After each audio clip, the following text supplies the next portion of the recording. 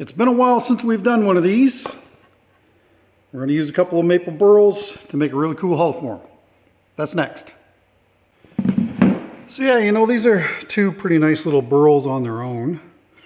But of course, in the past, I've combined them together and they make some pretty cool looking hollow forms. Yeah, this one's a little bit different than the other one. They're both maple burl. I think I'll probably put this one on the bottom and this will be the top. Probably really doesn't matter, but I mean, we got a lot of cleanup to do here. The other thing that we also have to do is mount these on the lathe and trim away all this anchor seal that's on here, or at least sand it away. And then, because of course the epoxy won't stick to that. But there's lots of cleanup to do. I don't know how I turn this one because there's no real tenon to grab, so I'm probably gonna have to mount this between centers, grind this down to decent wood so that we can push on it and get a small tenon on here, and then I'll be able to finish the rest of it. I mean, I might even do the same with that because I don't know if we're going to be able to grab that with the chuck or not, because it's of course, for people that don't know, when wood dries it all warps and twists, and burls, because they have such a different grain structure in them, will really move a lot and give you some really strange looking tenons after they dry. This one is relatively round though, so I might just try it as it is. Okay, well anyway, let's get over to the lathe and we'll figure out what we're going to do here. First of all, I'm going to grind that down, and anyway, we'll go from there. So welcome to the video. Thank you so much for clicking on the thumbnail and stopping in to see what we got going on here. And if you're not aware, I do upload every Friday at 3 p.m. Eastern Standard Time. And I like to turn my videos into premieres so that we can talk about the piece as it's being made on your TV at home. And my analytics tell me that about 75% of you are watching this on your TVs at home. So first things first, just got to find some centers here. I had to grind that piece down so that we could actually mount this on the lathe safely. That's another big concern, but anyway, we'll get into some creative mold making here after these are trimmed up.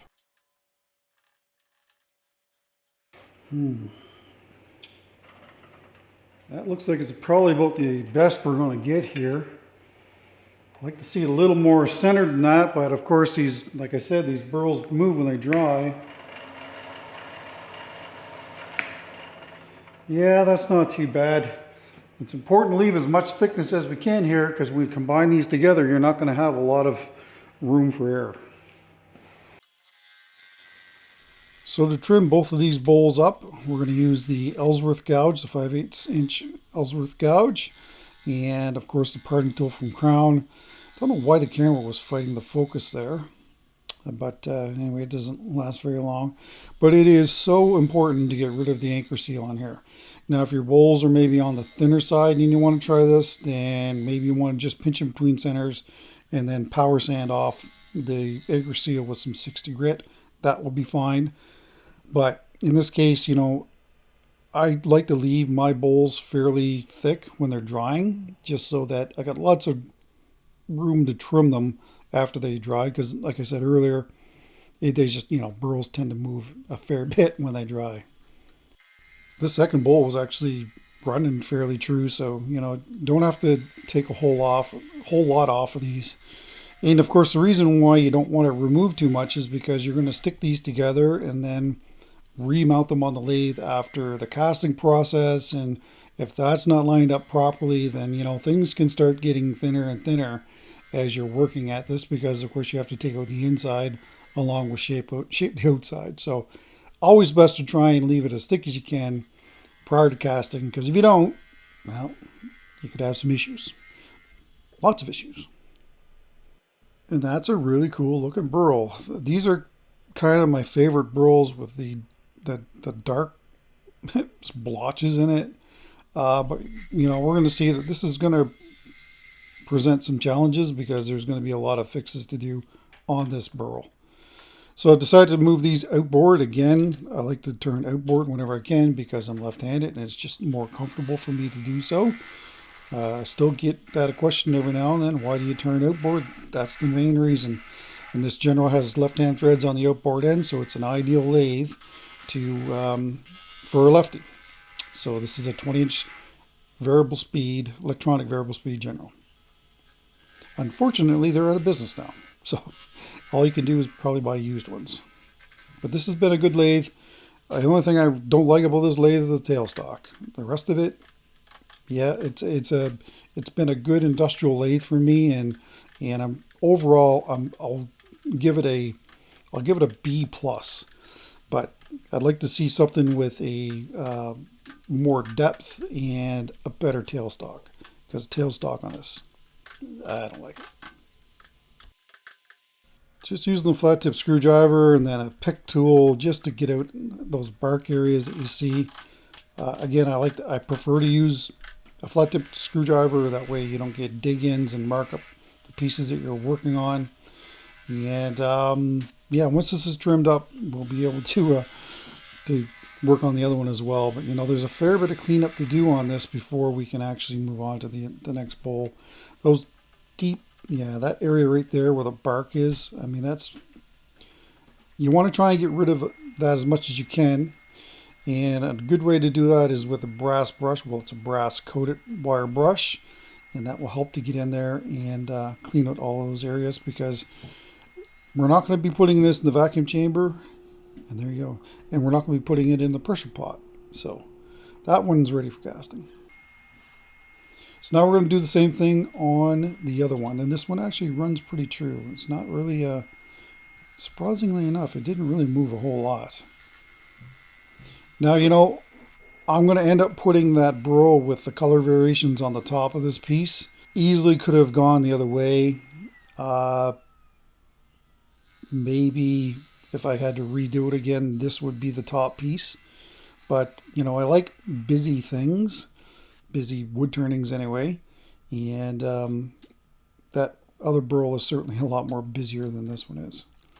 But anyway, this one got cleaned up the same as the other one, and then we'll move on to the next stage. See how this goes. It's going to be kind of hard to hold this on. Got some pieces of wood propping it up so it's levelish. Wish me luck. So if you haven't seen me do one of these before, what we need to do is basically drill a through hole through what will be the top of the form. Now, this burl is extremely hard and the vast majority of it is ingrain, so that was having a tough time cutting through it. So the problem with Forstner bits is the point needs to go into something to hold the bit steady when you're drilling it. So I switched it out. I started with the size that I want it. Now I've got essentially a mortise for that bit to go back into once I drill out this with the smaller bit. And then you'll see me switch out to the original bit that I was using. And then of course now you shouldn't be so concerned about the point now, because essentially the mortise is already there to retain the Forstner bit. So that's one way around that. Yeah, you could have maybe drilled it out on the lathe, but then you're not leaving a lot of meat where you're holding that by the tenon, so that could also cause you some grief as well. So this is probably the safer option. There we go. So I'm just going to take some 60 grit sandpaper and take away all the sharpness so that the bag that I use doesn't get cut by this, because you definitely don't want that to happen.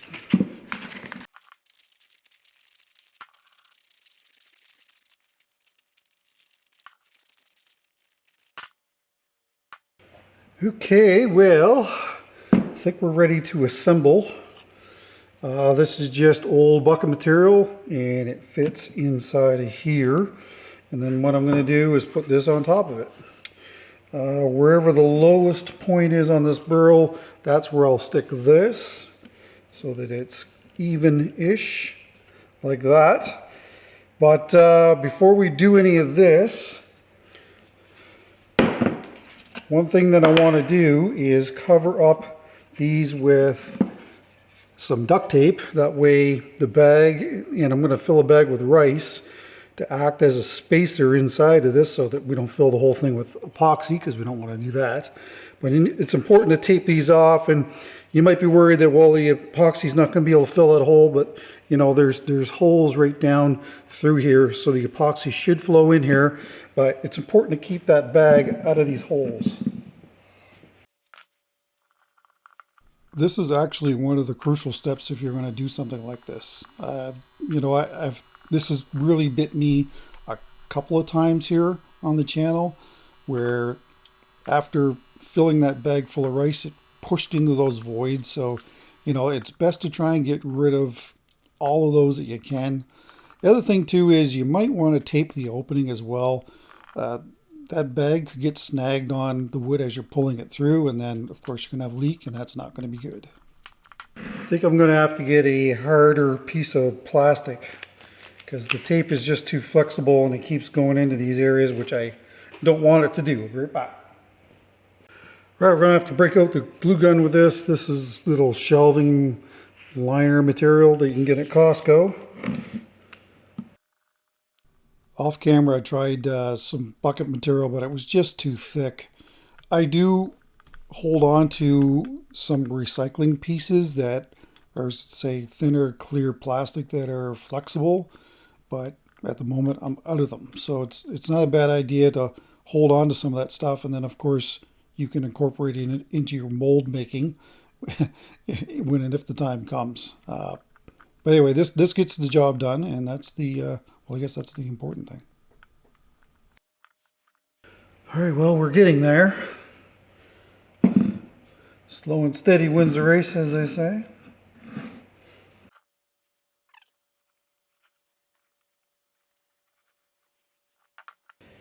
Yeah, I can see there being some issues in these low areas. There is a way around this, and the way that you would do it is make that spacer between the two bowls a lot smaller in diameter. And then, of course, you won't be so concerned about any of the kitchen bag material migrating into those cracks. So that's one way around it, but you use a lot more epoxy. There, that's just going to make a little space so that the bag's not going to push into there. It's in the groove a little bit, but I think that we're going to be okay here. I would like to pull it out a little bit if I could. Essentially what I'm doing here is gluing on little tabs, and then I'm going to pull those tabs down and then glue them down into the base of the bowl. That way it'll give you more room where the resin is going to be sitting. All right, well, we're almost there. These do take a fair bit of time and creativity in the mold making part of it anyway. At this stage of the game, it shouldn't surprise me, but it does how long it takes to make these molds to get, you know, just to the pouring stage. And I would say that before we even poured any epoxy here, I've got probably 2 hours into this, kind of fooling around with it and trying to make sure that the opening is sitting level across the top. And eventually I figure out that, you know, this spacer is just a little bit too large, so I need to shrink it down in size so that the bowls will sit a little tighter together. Yeah, that's better, a lot better. There was just way too much room for epoxy on the previous size of it. So yeah, there's going to be quite a little space between them for the epoxy. Should be really cool. Now, we have to put something over the outside of this so that when I wrap it, the bag doesn't encroach in this. So again, some more plastic. Yeah, that should do it.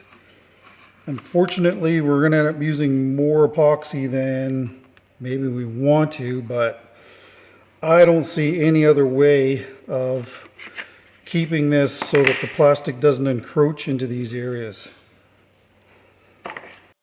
You could attempt to use that liner, shelf lining material, but again, it's got so much flex to it that eventually I think that it's going to be an issue, and it's going to migrate into the area where you don't want it to go. So what I'm going to do is just run a couple of pieces of duct tape to kind of hold this in place where I want it. I'm kind of happy with the way this is level now. And I'm only putting the tape where it's tight, you know, where it's closed up nicely. That way it shouldn't encroach in the area where the resin's going to be sitting.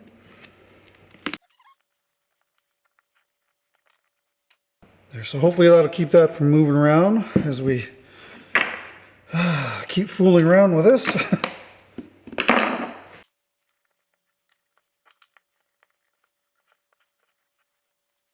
There, when the bag wraps around this, it can't go into here.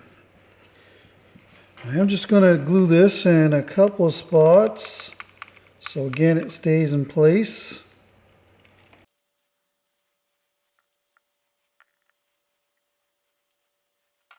Alright, it's time to fill this with some rice. So these are just a couple of Glad kitchen bags. I'm going to double them up.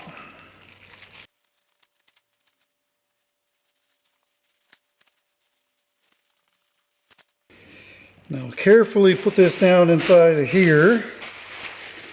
You might use a little bit of compressed air to make sure that it's fully inflated on the inside.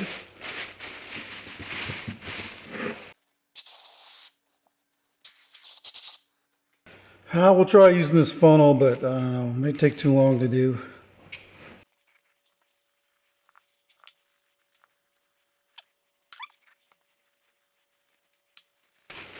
It's very important not to get any rice down in here while we're doing this. Now, there's going to be some people say, well, can you use a ball? Like, you know, like a kid's ball. Soccer ball, basketball, sure. As long as this isn't going into the pressure pot.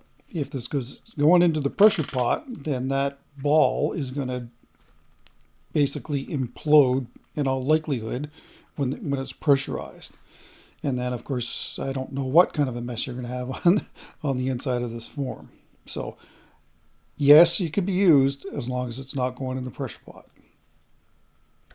There, that is full to the top. I know you guys might have a hard time seeing that. So for now, I'm just going to lift this up. I'm not going to cut this off. We're going to leave this long. And just let me get a zip tie for that. Another consideration here is if you close this off tightly, if it is going to go into the pressure pot, that bag could pop, and then of course you're going to have a major leak on the inside.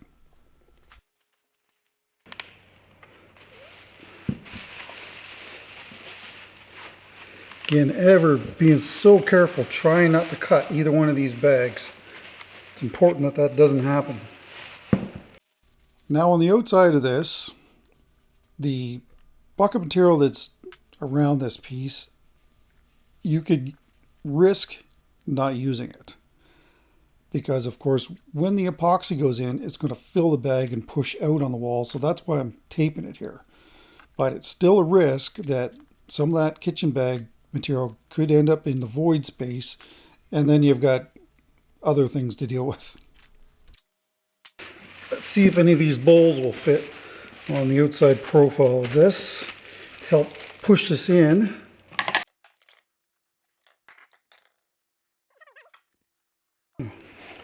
That's not bad at all right there. I'll call that a win. Just got to tape up more of this on the side here.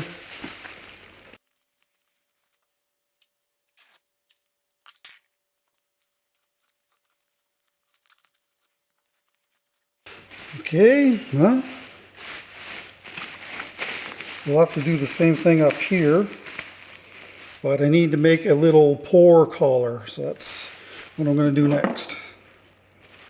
So I've used this probably a couple times for this exact same method, so we'll use it again.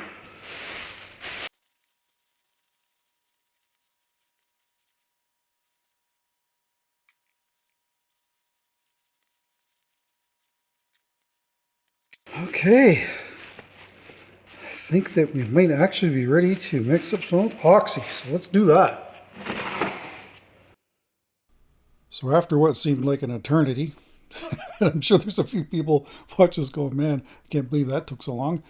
And anyway, we're going to use some Art Cast here from Designer Epoxy. Again, easy color separation here, and this is kind of what I'm going for in this.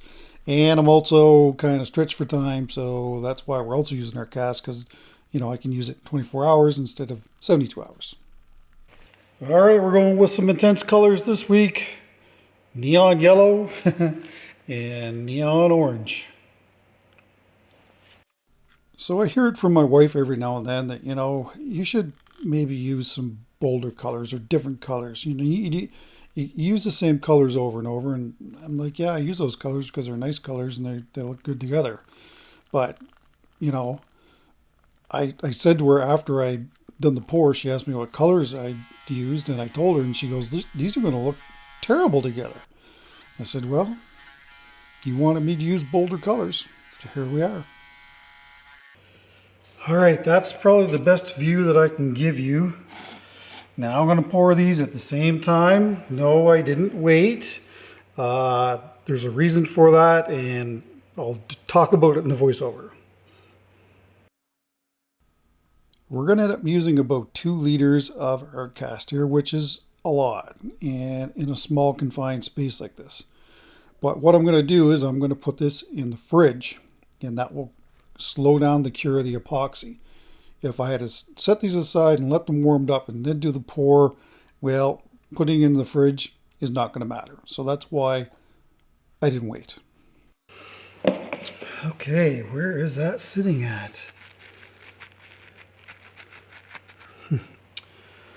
I'll probably mix up that same amount again. All right, here's another liter. I really hope this does it. So you should have noticed how I pulled up on that collar that allow the epoxy to flow down. If you tape, you know, the heck out of this right now, you're gonna have a hard time having that epoxy flow down, and you're gonna have tons of voids. So leave it loose until you can get the epoxy in and then tape it. Okay. Hopefully that's all we're gonna need. It is bulging out here, so I'm going to tape this so we'll get hopefully a decent reservoir. Get some air out of it. I should own stocks in a duct tape company and a glue company, hot melt glue company, because I tend to use a lot of it. But yeah, I mean, it's important to tape this down just to try and push that epoxy so you got a reservoir at the top and it's tighter to the form. There, I don't know. That's pretty tight. A little bit more would be better. I wish I had more of a reservoir up here too. All right, let's see what the next step is here. All right, by putting this in the fridge, it'll slow down the epoxy. Keep things nice and cool, hopefully, and then we won't have any thermal cracking. Anyway, we'll find out tomorrow. Well, good morning. We've got epoxy sitting on the top. That's a good thing to see. Yeah, let's get this out of here and see how successful we've been or how unsuccessful we've been.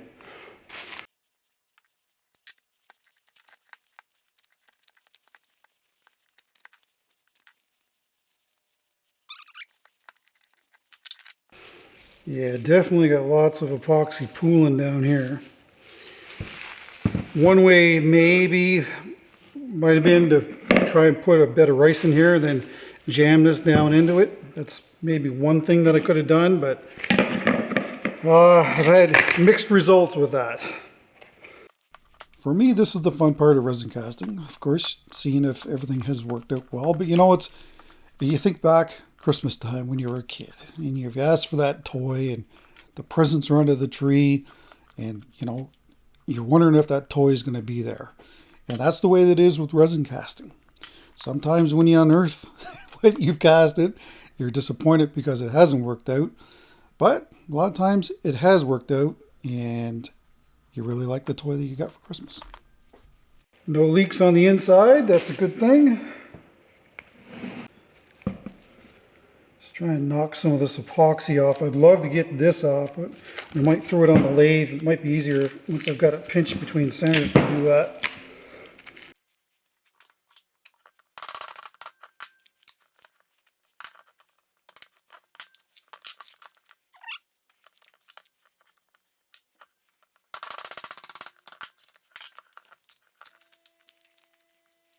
We'll save this and use it later as well.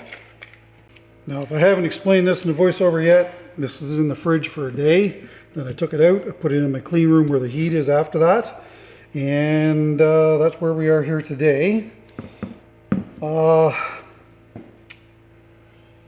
Yeah, not exactly sure how I'm going to hold this. If I can open this up, I might use the cone on my live center. It's actually considered, I know it looks probably really heavy, but it's actually not that bad, surprisingly enough. And I can hear you at home saying, I can't believe you poured those colors. And you know, you might be right. We'll have to see how this all pans out. But yeah, no thermal cracking that I can see, so that's awesome. Little bubble there, but I think that'll get turned away. Yeah, I'm actually pretty pleased with that. So I think what I'll do is grind that down, see if we can kind of center this up. And same thing on the bottom. I'll expose that tenon. That way I'll be able to push on the center of that. And hopefully I'll be able to center this as well. That way when it's on the lathe, we're not going to get thin on one side and thick on the other, or have, you know, worst case, go through the side, because we definitely don't want to do that. So yeah, I can't stress enough how important it is to try and get this as centered as possible. You can really get into some serious trouble. So yeah, just grind that down to expose the wood all the way around. That way I can clean out the inside of the hole and, like I said, put it on the cone. So that'll work out well. There was a lot of epoxy pooled in the bottom here. Yes, the rice method may have been my friend here, just trying to lay in a bed of rice, but it's like I said, it's mixed results with it. Sometimes the rice will push the bag up into holes that you don't want it to go into.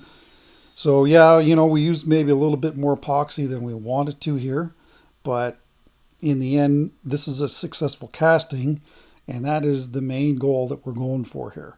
Yeah, you're going to maybe spend a little bit of money in epoxy, but you know, the goal is to get a workable piece for the lathe. Again, just using the flat tip screwdriver to knock down the material to try and open up the cavity a little larger. Then I got a Forstner bit through that in the drill and just kind of use the sides of it to grind down to make the hole more round. And of course that is a Typhoon bit. You can get that at Lee Valley. And that did a good job getting rid of the rest of the epoxy on the opening. And now the cone can fit in there properly. And while it looks out of balance, in theory, it should be running true on the inside. And that's really the only thing that matters. But yeah, it's out of balance for sure. So of course we need to strip off this excess epoxy. So I'm going to use the number 3 Hercules from Hunter Tool Systems. Link in the description below to do that. And you know, I can't remember if I've had one line up as well as this one did. You know, the two pieces lined up well. There was no issues with getting too thin on one side. I don't want to spoil it for you, but anyway, there's not a ton of drama in this. But you know, if I had taken this and put it in a pressure pot and then put that into a fridge or a freezer, which I still need to get for my clean room, then you know, you're probably not going to be dealing much for bubbles. And if there's some cracks that didn't get filled because the epoxy is kind of thick, because when it goes into the fridge it's going to cool down and get thicker, then of course those would be filled as well, because it would push it into those areas. So you know, we are going to have to deal with a little bit of bubbles in this work, and every time that I've done one of these fridge castings, that's exactly what we have to do. So there's no surprises there. But the big one is that there's no thermal cracking. The epoxy worked fantastic. It just goes to show you that, you know, how you can get away with these large pours, but you know, you've got to use the fridge method to do so, or cool the epoxy so that it cures slower, and then of course you don't have the thermal cracking. But you know, Artcast is a great epoxy. Love using this for color separation. But you know, you can do the same thing with deep, but you know, it's the wait time. And you know, my first impression of this when I looked at it was, you know what, my wife doesn't know what she's talking about. I love this piece. I love the colors in it. And ironically, at the end of the first day, when it went into its epoxy coat, I sent her some pictures and she's like, wow, this is so much nicer than I thought it was going to be. I said, see? But yeah, I just razzed her because she does watch all these videos. Initially, I was going to reverse this and put a glue block on the bottom, but that existing tenon was there. So I said, no, we'll just incorporate that into this piece, and that way you don't have to put a glue block on the bottom. So that's what I'm doing here.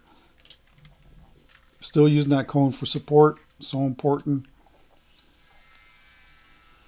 Anyway, once we get this stripped off, we'll have a good look at it. And yeah, I mean, I'm really happy with the way that these lined up. And again, it's all in the prep. Doesn't matter what the top coat finish is on whatever you're working. If the prep isn't there before that top coat finish goes on, then it's not going to look good or it's not going to work. But yeah, and if you look closely in those dark areas, you can already start to see some places where even when I cut down deeper into this, it exposes gigantic voids inside of that burl. So again, no shocker there. If you work with burls at all, you will definitely have to deal with this on a very, very regular basis.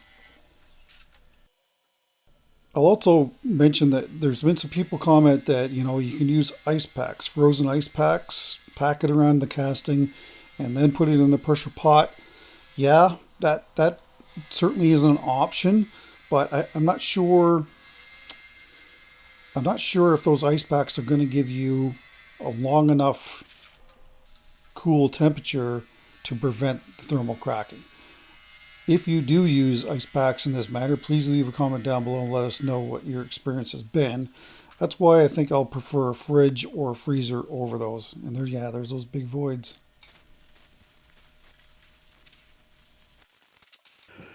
Well, what do you think about our piece? Definitely a lot of issues in the burl here. Kind of regretting my decision to put this on the top, but visually I thought it would be nicer, and I think it is, so we'll stay with it. I mean, this is a nice burl too, but compared to the one on the top, it's pretty bland. So the problem is we've got a lot of deep cracks here, and the only way to really fill them is with some CA glue. So we're going to use some Flash Bond Thin from Desire Epoxy, and of course I'll set it with the accelerator. But you know, we've got some really, really deep voids, and I mean, when I say deep, I'm talking that deep. So yeah, what I'll probably do is mix up some of the neon yellow because that will cure easier. I'll fill this cavity and then I'll put the UV light on here for a long time.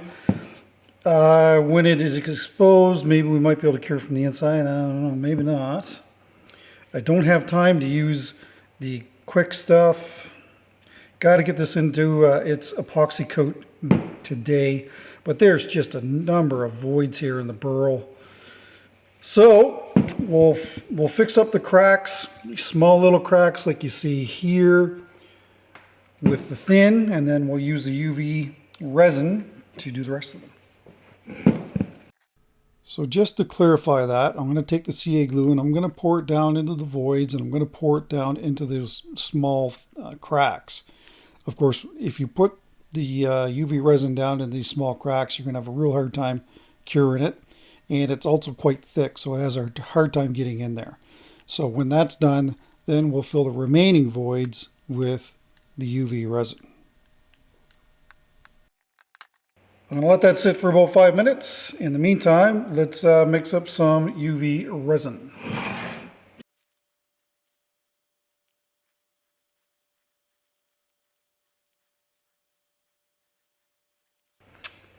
Right, that hopefully it will be translucent enough that we'll be able to cure this with the UV lights easy enough. May need to get more than this. And you know, you may ask yourself, well, why would I put it in there? There is no way you'll ever match this color, so it's best to go with contrasting colors since we already have different colors in this piece. That's the way I see it anyway.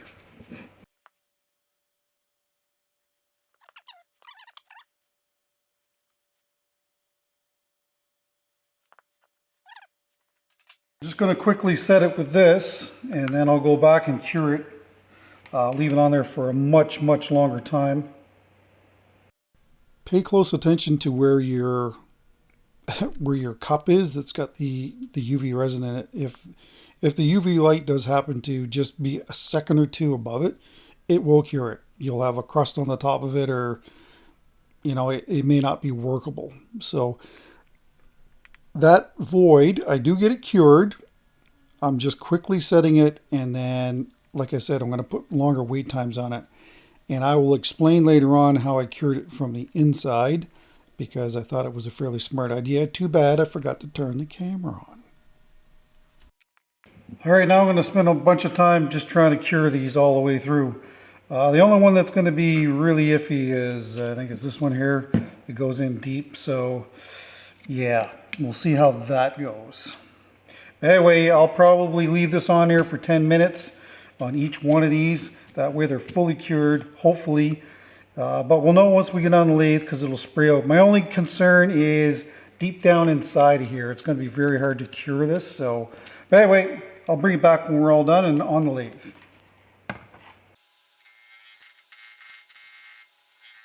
All total, I bet you I took probably 40 minutes to an hour to cure that on the outside. And it does cure up fine on the outside. There are no issues. When I do go to the hollowing process, I see some of it, but it's not really as bad as I thought it was going to be, like some uncured UV resin. But anyway, I'll talk about that coming up. But I'm going to set up the steady rest, so it's important to get things running true before that. So that's all I'm doing here, just getting rid of all that, any excess epoxy and all that CA glue, so that the wheels run smoother on the surface of the casting here.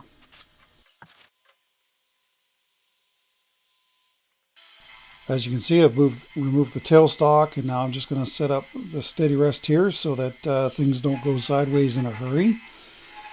I just want to make the opening on this a little bit larger, easier to work on. That is the Wide Reach Baron tool. This looks really good underneath these collars. I'm actually really liking this tool. And again, these are from Hunter Tool Systems. And they also have a long reach Baron. So yeah, I kind of fooled around, tried to get the plastic out of this thing, and eventually I just kind of give up on it. You're fighting a losing battle. I didn't show it, but we are using the one-way captive system from oneway.ca. The only knock on this that I've got is I really wish that it had a bigger capacity on it, but that's something that I'll be upgrading in the future. But it does work well, and of course we're using the retrofit tool from Hunter Tool Systems on the end of the straight boring bar. Won't be long before I switch to the double bent bar, but that was a lot of bucket material because that bucket collar is still on the inside of this that we have to remove yet. But I did cut a ton of footage out of here, but because it's just, well, there's not really a whole lot to see. And there is the double bent tool that comes with the system. And of course we can fit the retrofit tool onto that as well. And that way I can come up the side.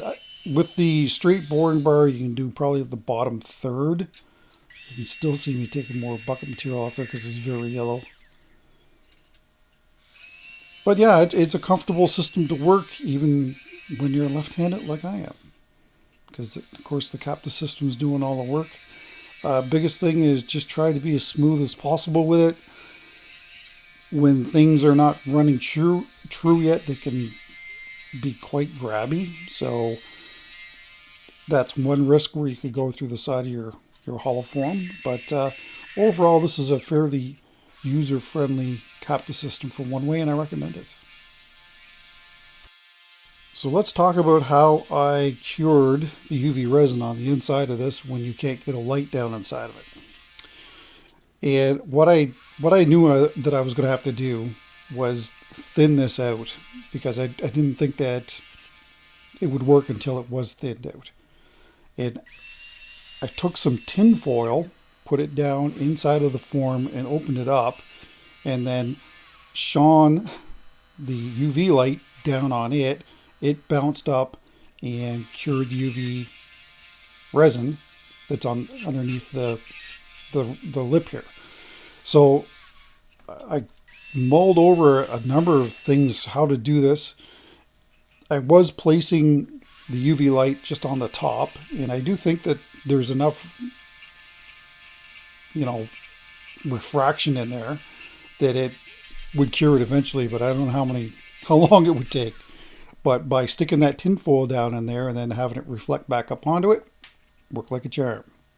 So if you ever get in this situation, give it a try. It just might work for you. I should mention that we're using the Trent Bosch scraper here just to finish up before the endoscope from Craig.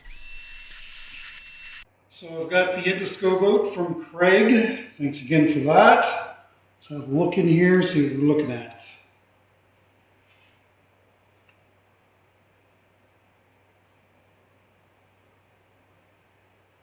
Pretty cleanly. That's a pretty cool grain right there.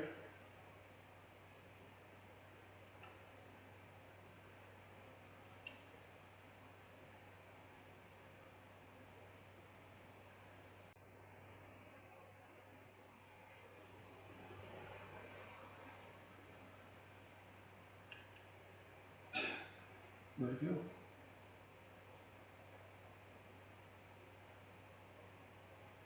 Yeah, there's a couple there.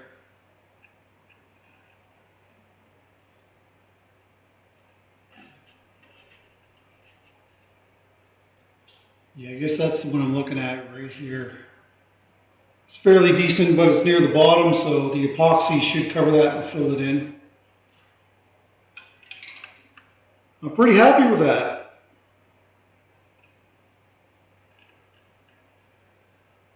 All right, time for sanding.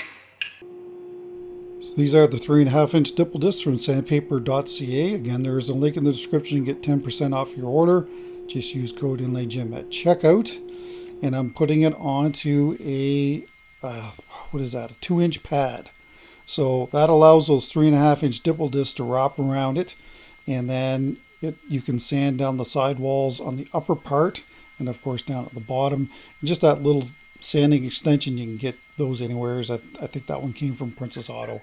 Any place that sells wood turning supplies will definitely have them. But anyway, we're going to start at 60 and go to 180, and then of course we're going to do an epoxy coat because this thing definitely needs it because all the little cracks and voids in that burl on the top. There wasn't a whole lot in the burl on the bottom, but there still was some fixes to be done there as well.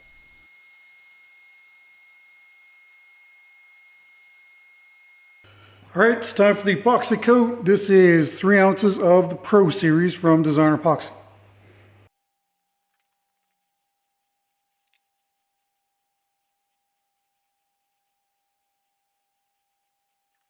All right, leave it like that. Back in 10 minutes. So again, this process is nothing new for my regular viewers, and for those who are new, that is a silicone barbecue brush. If you use a normal bristle brush, there's a good chance that the hairs will be pulled out of it and it'll be left on the surface of your piece you're working on or down inside. So that's why silicone barbecue brush is, I think, the best brush for this job. Well, what do you think of that?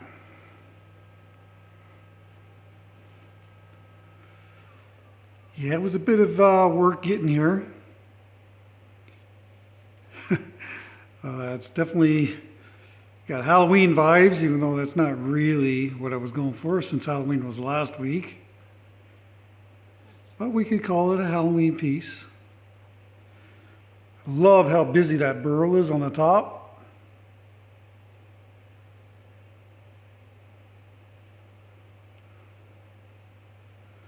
And hopefully that's going to fill in the vast majority of little cracks that are on the top here, because there is a lot of them in that burl. Anyway, let me know what you think. Yeah, that's a beauty burl right there. Would you have put the other burl on top?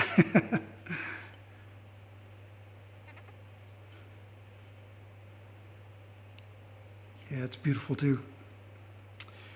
Anyway, we'll see you tomorrow for the first coat of, well, probably do the sealer coat. Let me know.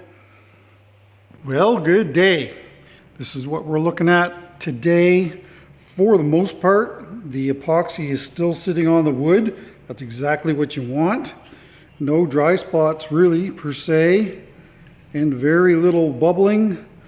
You might hear the bulldozer in the background, but anyway, that's what we're looking at. Yeah, so I'm gonna probably start sanding at 120, go to 600, buff it, clean it, and get our first coat of original on it. And yes, I've moved it outboard. So as you watch me use the dimple disc to accomplish that, I'll just briefly talk about the latest house video that did go up this past Tuesday, Wednesday. So if you missed that, have a look out for that. And thank you so much for those who watched the giveaway video last week. Epoxy's been claimed. I'm still waiting to hear from Betsy Manor, and but I'm sure I'll hear from her soon, and I'll get her prize mailed out to her. Yeah, after the buffing, so important to get that cleaned up with a denatured alcohol. And now I didn't show the can, and I changed my mind that I figured that I would put an original coat on. We'll skip the sealer coat this week. I did do some pretty aggressive sanding on this, so yeah, it definitely shows it, and it will definitely need another coat, but I went with original for the first coat here. And there you have it. Definitely going to need another coat. Hopefully it only takes another coat, not two more.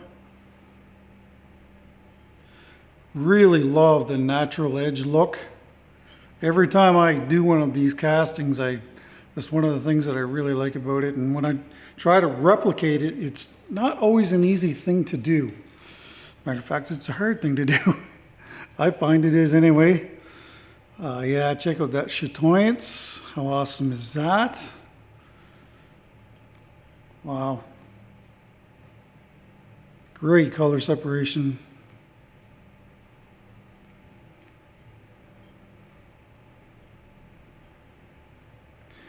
Top of this is pretty cool.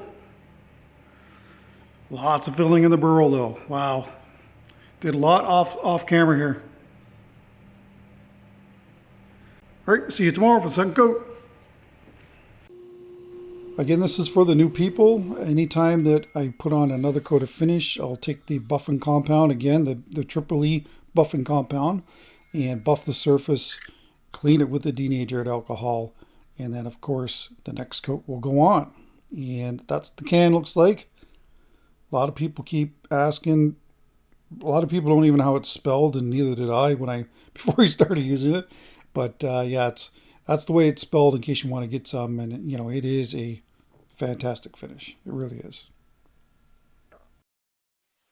There you have your second coat. Looks good. I'm hoping that this is going to do it. It's funny, I don't know if the camera is going to pick this up or not, but there's like a line right here, and I don't know, yeah, maybe you can see it.